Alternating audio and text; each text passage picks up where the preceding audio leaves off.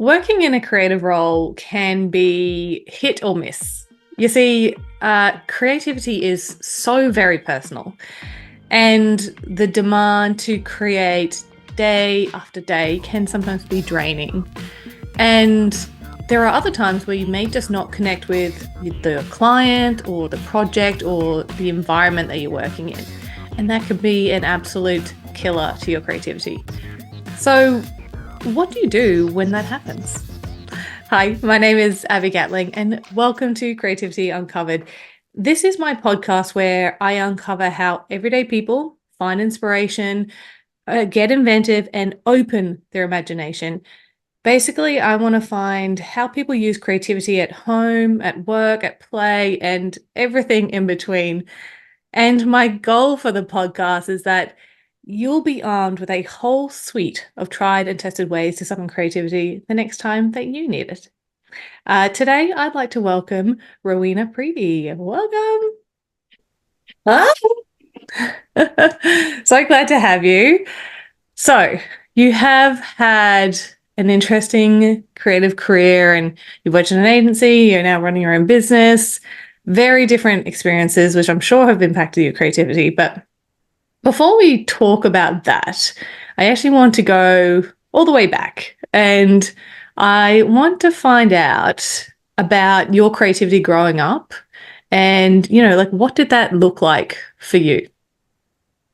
So I was kind of the high-strung kid, which probably would be the kid that was probably tested and diagnosed for ADHD when I was a kid, but it was back then it was just called high-strung. So I kind of went balls out at the world at everything I did.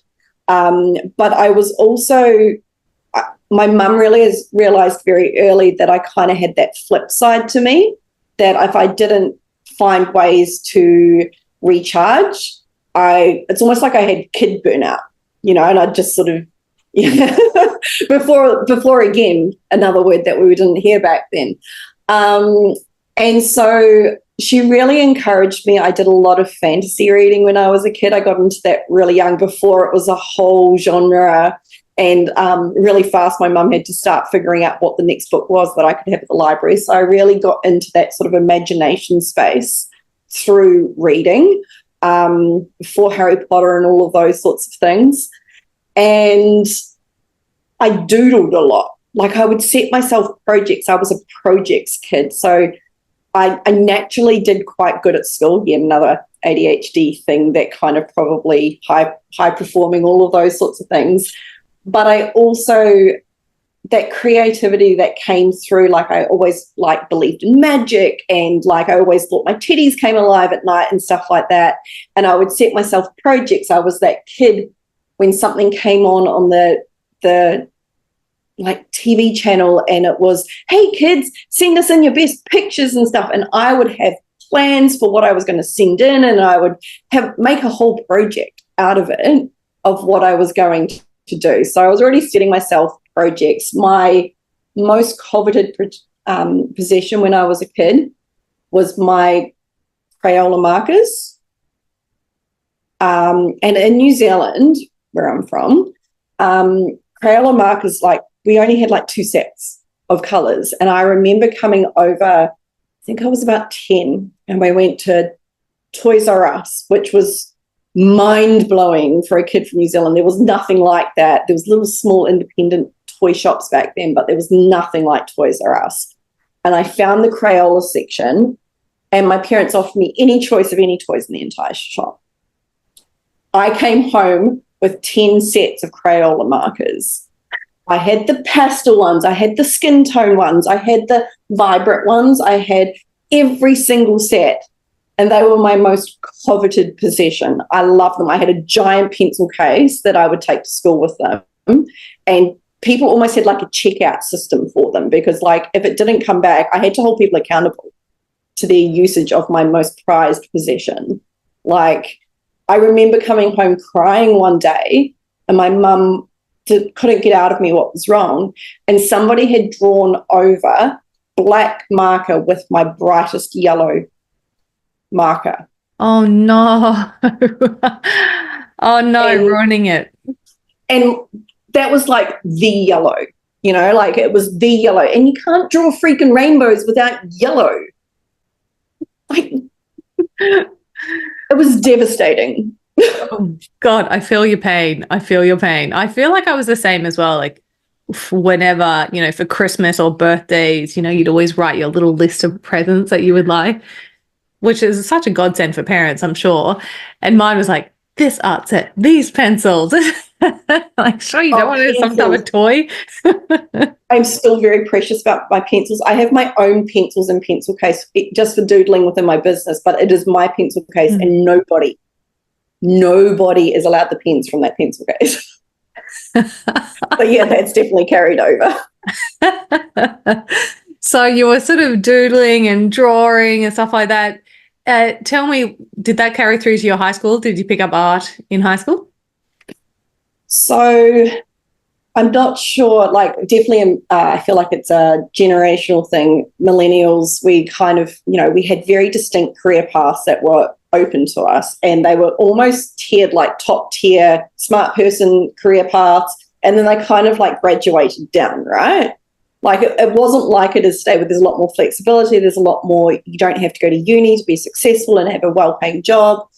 And as already mentioned, I was a smart kid. I was an overachiever. I was disgusting. I literally did not study, and I was getting the A's and B's and things like that. And everyone had put me on the career path. I was a natural at numbers, and everyone had put me on the accountancy career path. I was put into that career path. I was pigeonholed, smart kid, good with numbers, you're an accountant. And it came to fifth form, which I was trying to figure out what this is. I think it's like the equivalent of year 10-ish in Australia.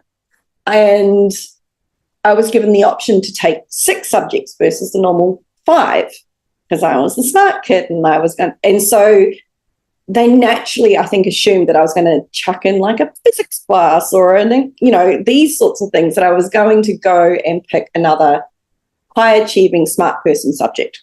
And I wanted to take art. Ooh, I realized that in that year, that's when you stopped being like having the just standard class art thing that you would have once a week with the rest of your classmates. I realized that was the year that I was going to have to stop taking that, and I was going to miss it. And so my mum had to go to bat for me at the school, because the school's like, that's not why we offered it to her. Oh, right. So they were trying to block you from actually taking art. Yep. Oh, gosh. And your mum supported you? Yeah.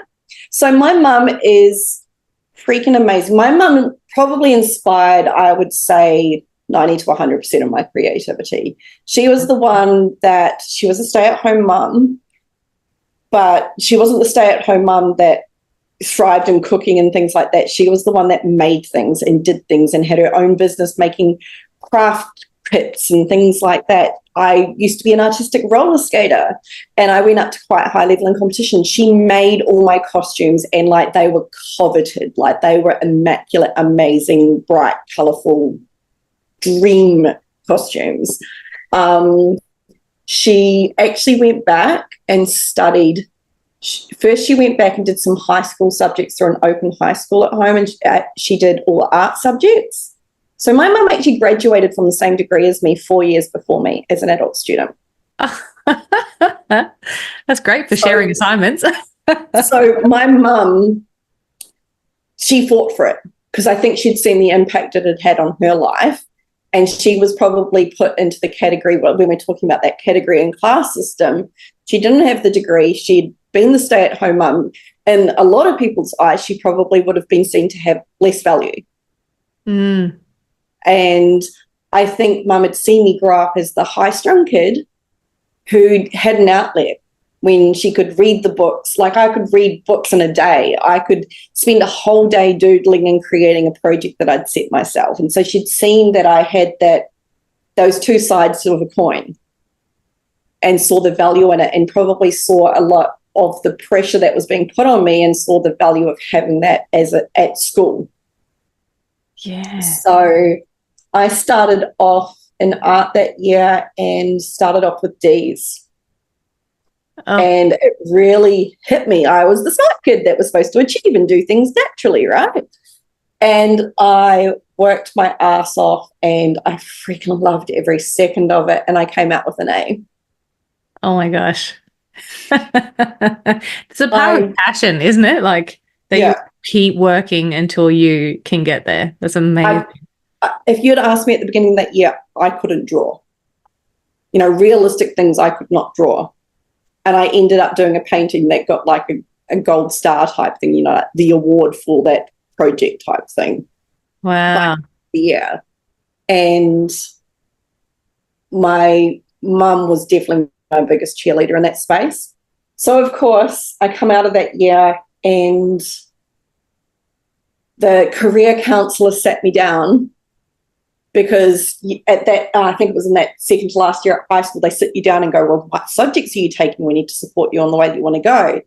And, of course, there was the big push again for me to take all the accounting, maths, that sort of subjects. And my school was amazing. It was huge. And so often art was just a one-tone subject. You know, like you would go and art was the subject. But my school was so big, they were able to divide it up into sections. There was photography, there was painting, there was sculpture, there was printmaking, and there was graphic design. Oh my gosh, that is a dream. Right? And so I did a deal with my family and with the school that I would split my subjects in that year, that I would do accounting and maths and graphic design and photography, and then English. And I came away with A's in all my art subjects and quite happily failed accounting. I still can't quite figure out whether I did it on purpose. Wow. You do it on purpose. Yeah. But my final year was amazing at high school. I was able to take graphic design, art history, painting, and photography. Oh my gosh. Wow. Wow, what an absolute change from the previous part of your high schooling. So I guess that's what led you into doing your university degree that your mum also did. Yeah. So at what point did you think, oh, okay, this is my career now? Or did you always think, oh, this is my passion and I'm just going to do it on the side and I still might be an accountant? No, there was no question in my mind.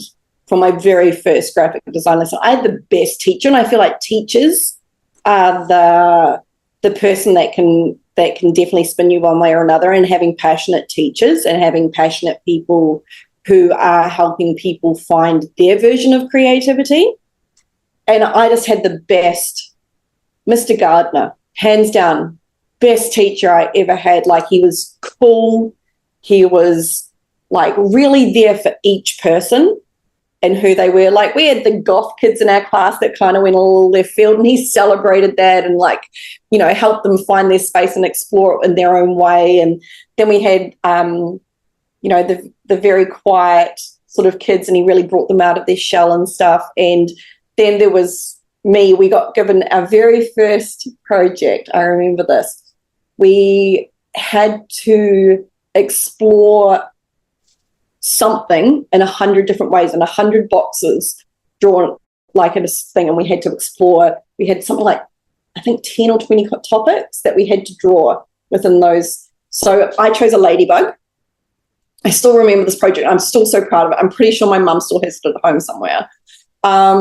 And we had to draw that ladybug using these different ways of drawing it. So we had to do it graphically, we had to do it as a pattern, we had to do it realistically, we had to do it abstractly, we had to do it monochrome, we had to do it in all these different ways to explore a concept. And that first project was it for me. Oh my gosh. I was like, this is how my brain works. Yeah.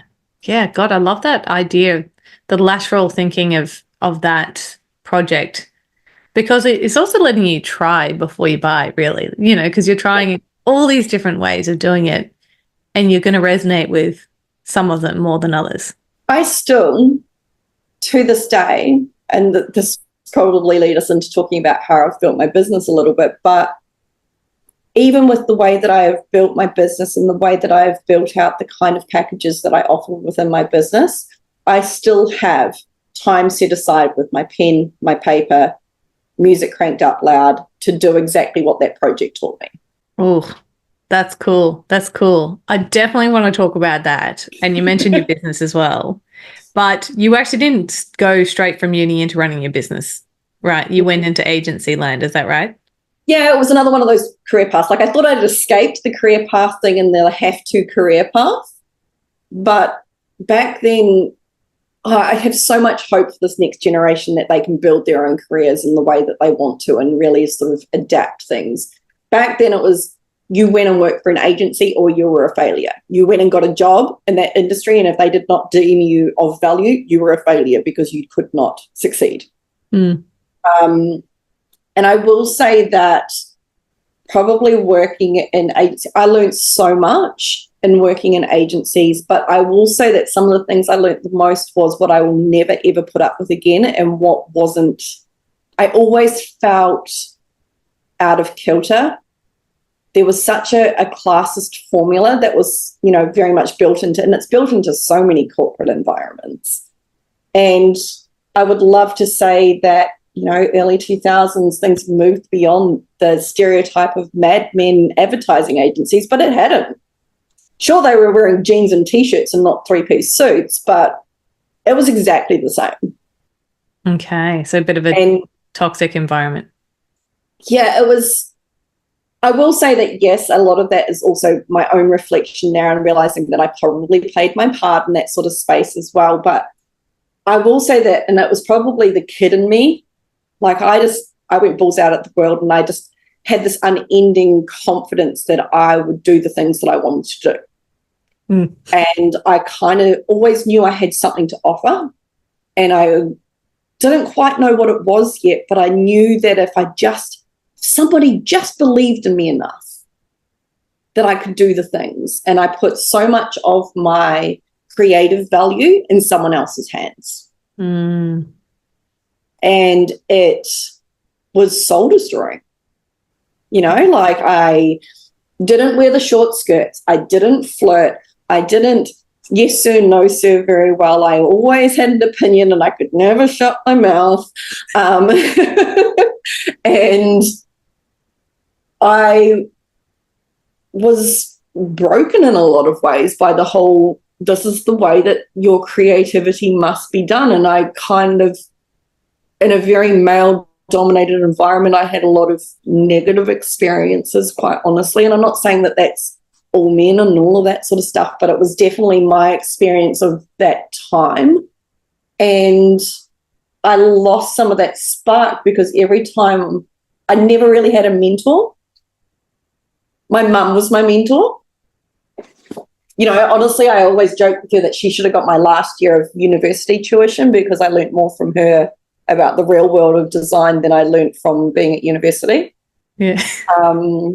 She was the one that forced me to go, and everyone else was making up their own fun projects, and she forced me to go out and actually get real people and offer my services for free and stuff. And so I'd already had a big taste of what working for myself could be like, but that wasn't an option.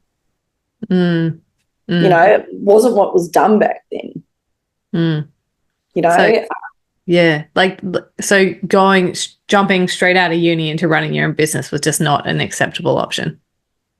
It wasn't even like, I genuinely cannot name at any point that I thought that was the thing I could do. Wow. Okay. It was seen as you worked at an agency and did freelance work, or there were times that I even got to a certain point in some of my jobs and just went, I can't do this anymore if this is what my job's going to be. But I always came back to it in its own ways. Like I worked at a cafe, but I worked at a cafe in a very entrepreneurial sort of environment, and people would be like, oh, tell me your story, because I'd come in and they'd be regulars and they'd tell me their story about the fact they owned a business, and I'd be like, well, I'm helping my friend out at a cafe, but I'm actually a graphic designer. And they'd be like, oh, interesting. I might have some things for you. So again, that actually came through again. So I kind of have had pockets of working for myself, but never even thought that it was an option. Oh yeah, it's like a full-time earning a living wage. Yeah. Wow. Because I didn't know business. So how could I do that? Yeah. Yeah. overheads. Oh, well, you must have an office and you must do this, and that's what deems you a success and professional. Mm. You know, there was so many cliches. There was so many like, this is how it's supposed to be. There was very little flexibility, and some of that might have been my own headspace, but I feel like it was a very generational sign of the times thing. But honestly, I just had that moment now where I just realized, holy crap, I actually have worked for myself a lot all the way through. There you And go. I didn't realize it until now. Like I went, yeah, I did at university. I worked for myself and worked for real clients. Yeah. Even though they weren't paying me, they were real clients, and I had to get used to it. And then when agency life got too much, I went and worked at cafes, and that was seen, you know, in my head, it was seen as a failure. But the realization is I still found a way to do it. Yeah, wow. Isn't that interesting that, yeah, like doing all this freelancing, offering free services to build your portfolio, or, you know, whatever you're doing, that never occurred to you that it was actually you running your own business and working for yourself? That is very intriguing to me. So what was the catalyst that made you go, okay, that's it. I have had enough of being squished into a box at, you know, working in an agency. I'm actually going to go and start my own business. What actually was that thing that made you take that leap? Make it sound like it was like something really exciting and like really empowering, but honestly, I got made redundant. Oh, there you go. Well, I feel like, yeah, I got made redundant in a way that was kind of empowering. I was working in a space where, again, I'd been chucked under the bus quite a few times as a scapegoat and things like that, and I'd stuck it out because, you know, money. But I was working in a different space than I had before. It was an in-house role in a communications team working for a under an umbrella corporation, so working for multiple of the other businesses they had under that umbrella. So I kind of got some variety and stuff, and it really did treat me like they treated you well with money, but there was definitely some things that I learned about what I would and wouldn't put up with again. But it taught me that I have great communication skills, that I actually have value, because I saw the difference I was making. I was working for a not-for-profit sort of space, and I saw when they got grants and funding off the kind of work I was doing. So it was I sort of started to see that the results of what I could do. And I started to really work on myself. That was probably a big thing. I kind of healed some of those past wounds. I went to therapy. I did the things and worked on myself. And it's probably one of the biggest lessons I've learned in my creative career, is that every time I work on myself, my career moves forward. Or every time I have personal growth, my business grows. And so I do feel like in that role, I found myself again. I believed in myself again. I put myself out there again. I sort of stepped up into what I believed was the capacity that I could offer something, and I rediscovered that. And it was too big and too much, and they made me redundant. Oh, wow. It's, though I was going to say that it's kind of like the golden handcuffs. You know, you've got this job that's paying you well. It's all right. You start to see these little things that you are liking about it.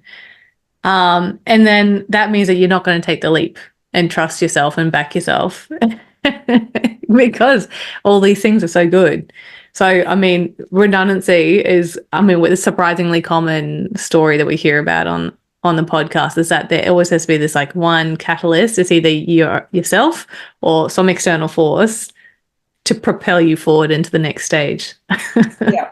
Well, I will say that the hardest thing was in that first period was that I took a corporate mindset into something that was inherently personal, because I'd been sort of taught that this is the way that things are done. And as much as I'd had that personal growth, it felt at that stage still quite separate to what I could do in my own business. You know, it felt, and so I promptly started trying to do things in a corporate way. I must work these hours, I must do these things, and I must do it in this way, and promptly put myself into burnout.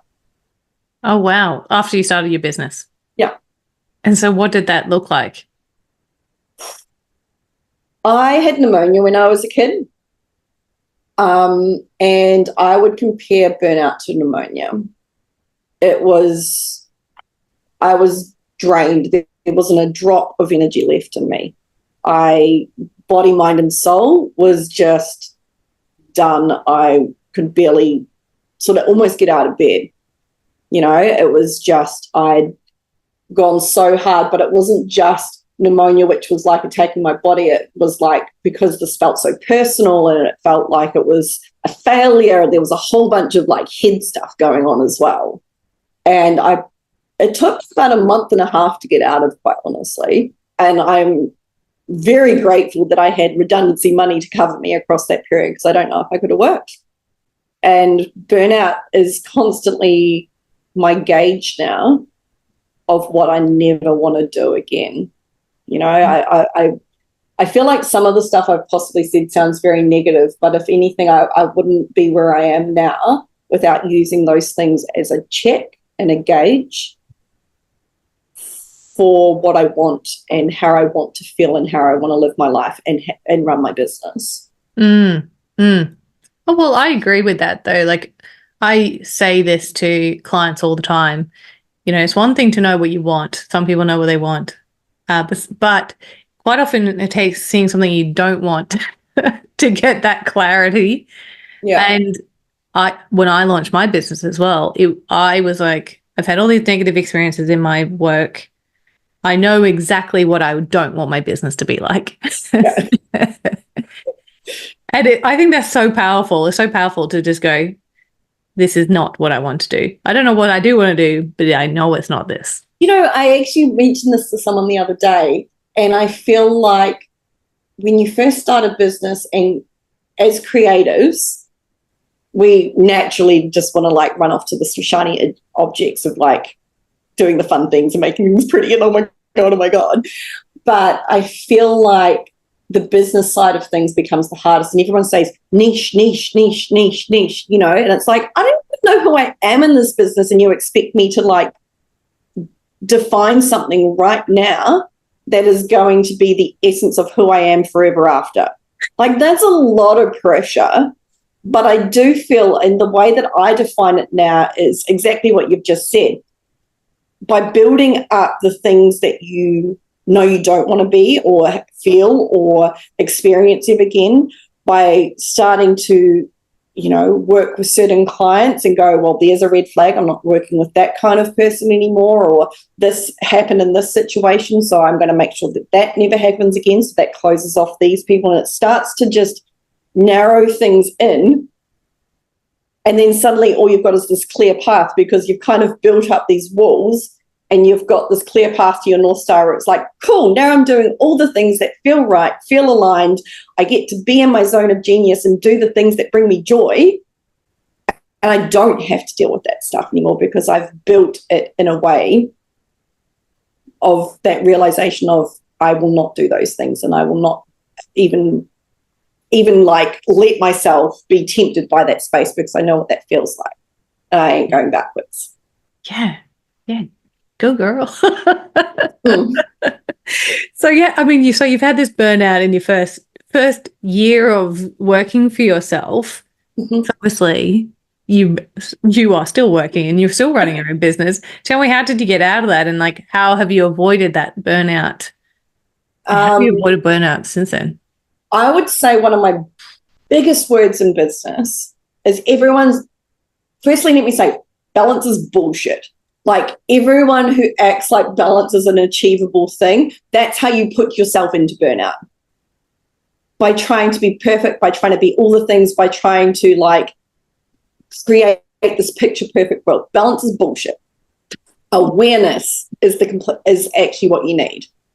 It's that constant level of check-in and adaptability. You know, something feels off, something feels crap. I'm really tired this week. Why? Don't like a burnout corporate space teaches us to push through and keep going and drink the coffee and go, go, go, go, go. But if I come out of a project feeling flat and like I just want to give it all up, why? What could have I done differently? What could have I not allowed into my space so that I could protect my peace, my happiness, my creativity for the next person. And putting boundaries in place, having the awareness of what those things are and checking in, and then adapting. Like it's not something in concrete. We don't build things, especially around creativity. Creativity is one of the things that will always push and pull us in different directions. So if we're not adaptable and we don't have that level of awareness, we're either going to stagnate or we're going to break. So creativity is kind of one of my favorite books about creativity is Big Magic by Elizabeth Gilbert. And she talks about it as going through life with almost thinking of creativity as this person you're going through life with. And people grow, people change, people have shitty times, they have good times, you know. And so if you think of your creativity as a person and have to change, it's like having a friendship. Friendships go through stages, your creativity goes through stages, your business goes through stages. So having a level of awareness, and that's what burnout taught me, was that I had to check in with those things more often and have a level of personal care that the corporate space didn't celebrate or welcome or foster.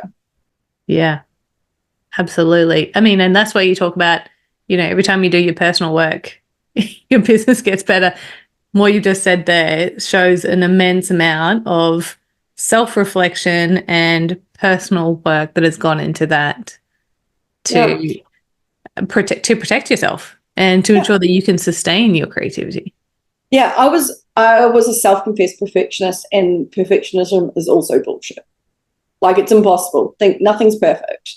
And I had to go through that journey of realization. I had to go through that journey of discovering the kid I used to be and the way I used to go about my creativity. And then I had to break down a lot of the stuff that I'd been taught, the stories I was telling myself. You know, the shoulds, the have-tos, those are my most hated words in anything, creativity, business, life. The rebel in me rebels against them now. Like, the second I hear that, my body turns around and goes in the other direction, basically, because shoulds are often someone else's preconceived notions of telling you how things should be. But another one of my business lessons is you define your own success. It's not defined by external beings. Like, these days, I don't check myself against any external factors. I don't need that person's validation to feel like I'm doing well. I've kind of created my own checks and balances for my creativity, my life, my business. And if I'm reaching those things, cool, done, success.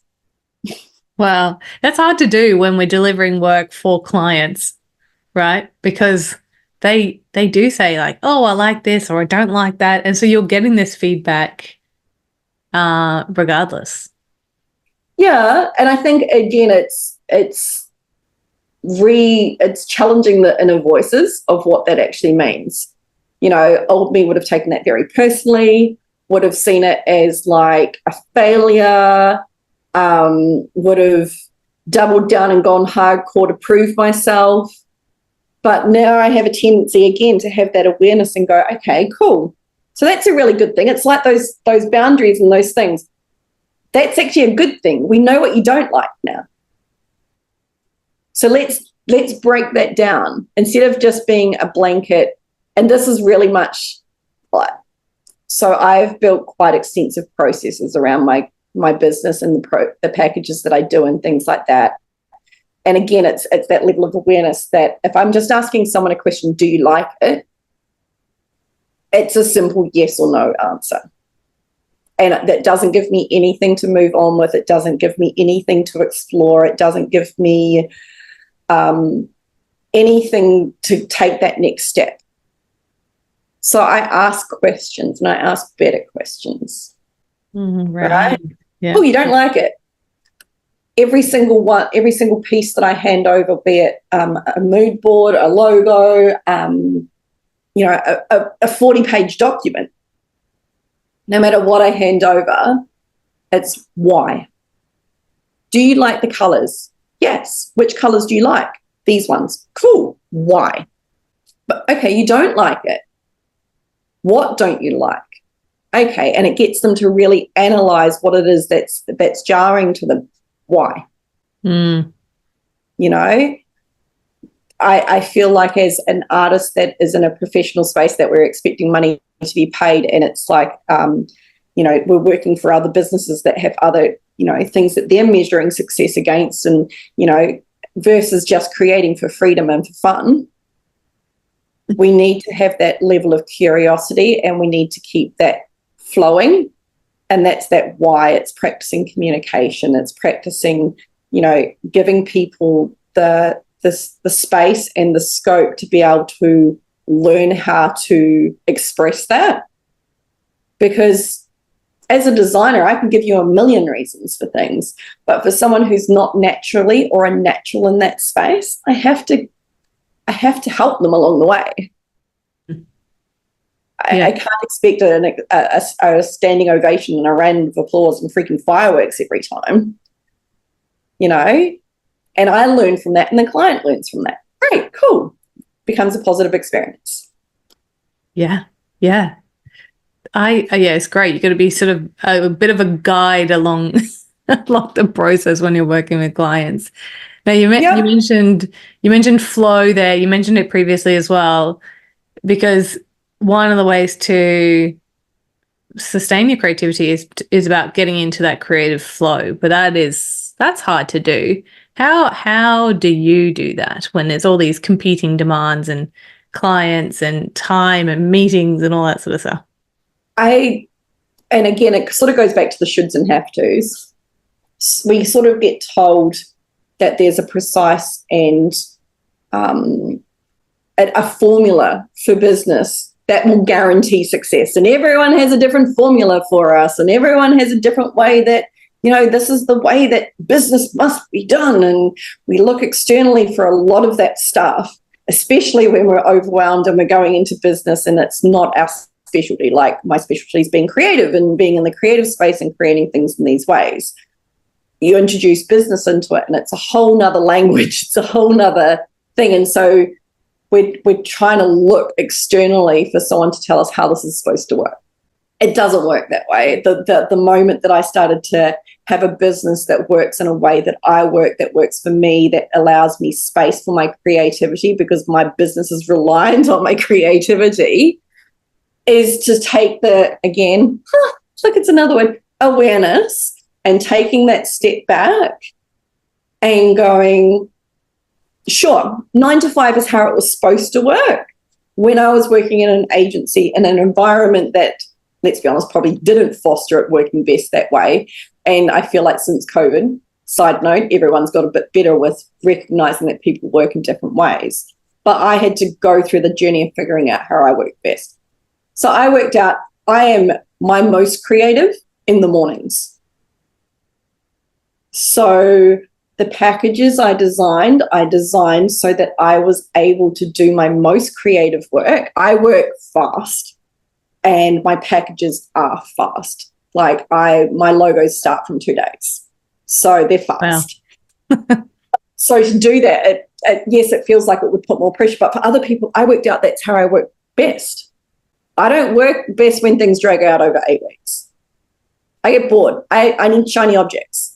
I need like new and fun and exciting and energy. That's what I feed off best. So I had to put those into the way that I design the packages I offer out into the world. So I worked out that I was most creative in the morning. So I don't let anyone book a meeting with me, except for this one, you're lucky, in the morning. But this is creativity, what we're doing right here. So this is okay. I don't typically book, client meetings or anything like that before 12 o'clock because that's my peak creativity time. Mm. The time when my brain's running on the good coffee. Right? That's good. And so my calendar's only open for meetings from 12 to 2 because I've realised that I'm usually in a bit of a carb coma after lunch, and it's good to have the chats at that time, and I'm usually a little bit more I'm getting into the groove of the day. My creativity is reliant on my energy and stuff like that. I'm most energetic in the mornings. And also, I also realized, and again, this is feed into my processes and stuff like that. I analyzed the things that annoyed me, like we talked about, like it, and that's what narrowed down. So if you're a person that can jump in and be creative off minimal information, great, good for you. That's not me. I'm an information whore. I need more. Like the more information I can consume and set myself a project, because I look at these as school projects still, look at the projects I was setting myself creatively back when I was a kid, the more information, the better. So I designed my process to gather as much of that information so I'm not messing around with backwards and forwards. And during what's supposed to be my creative time, I have everything. I can research. I realize I love researching in my pajamas, binging some crap show on Netflix after the whole house is quiet. And I love just like binging out on Pinterest while having a cup of tea. Like that's me recognizing how I do that thing best. So I get my questionnaire with all of this information from these people, and I just give myself research freedom time. I go deep. And my Pinterest board's full to like exploding point for my clients.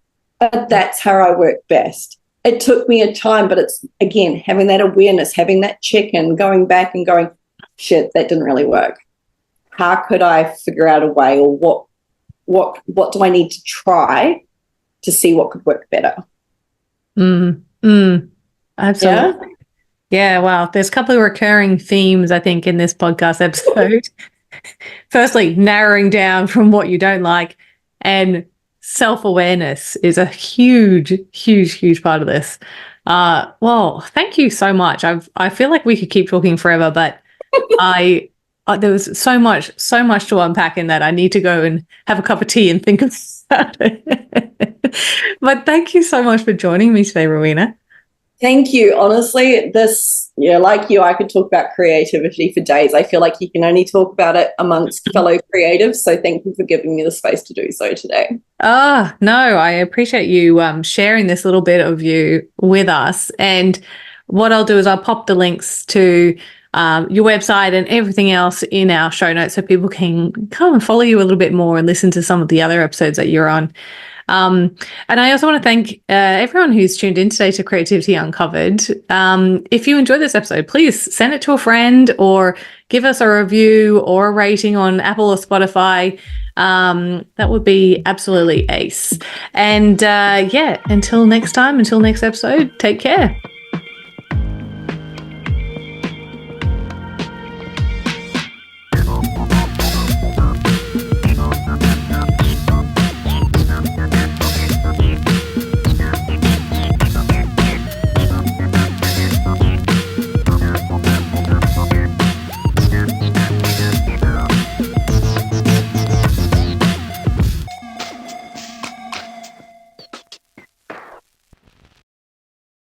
If you've made it this far, a huge thank you for your support and tuning into today's episode.